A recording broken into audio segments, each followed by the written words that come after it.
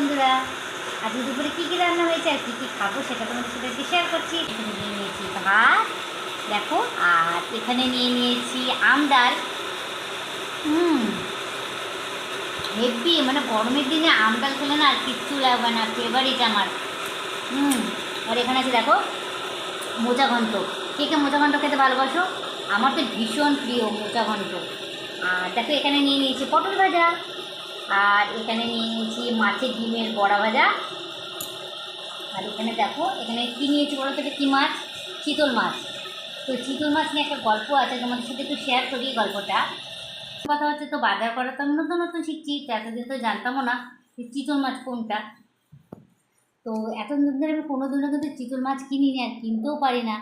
তো আজকে আমি বাজারে গেছি, দেরি করেই বাজারে গেছি, কারণ রাত্রেবেলা অনেকটা দেরি করে আমাকে শুতে হয়। কারণ তোমরা সবাই জানো যে ভিডিও করা থেকে আরম্ভ করে এডিট করা থেকে আরম্ভ করে ছাড়া থেকে আরম্ভ করে সব কিছু আমাকেই করতে হয়। মানে তাহলে কতটা আমার প্রেশার হয়। আর তার সাথে সংসারের কাজ আছেই বলতেই পারো। আর আমার বাবা মা যেহেতু বয়স্ক মানুষ, তাদেরকেও আমাকে দেখাশোনা করতে হয়। তোমরা সবই জানো আমি যা করছি সবটাই আমাকে একা একা করতে হয়। তো এই চিতল মাছের গল্পটা তোমাদেরকে বলি।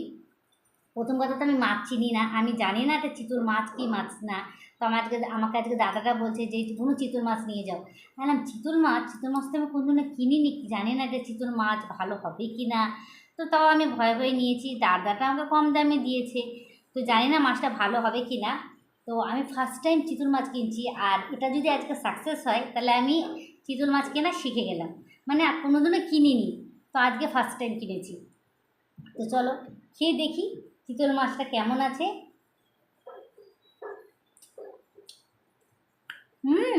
হেব্বি। তার মানে দাদা আমাকে ঠকায়নি, আমার ভালো মাছই দিয়েছে আমাকে, বেশ সুন্দর। তার মানে বন্ধুরা আজকে থেকে আমি চিতল মাছ কিনে শিখে গেলাম, কি মজা না বলো? এবার তো আমি চিতল মাছও কিনতে পারবো, আর কোনো টেনশন থাকলো না তাহলে। চলো এবার খাই।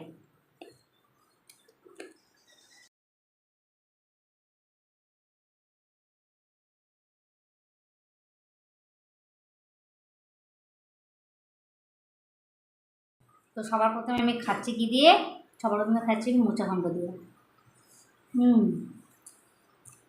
আর আমার মায়ের হাতের মোচা ঘন্ট কেন, সব কিছু এত টেস্টি। তুমি বসে পড়ো।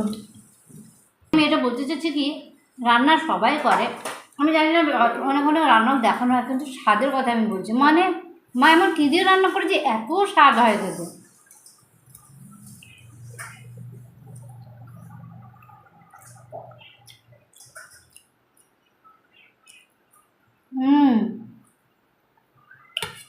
হেব্বি।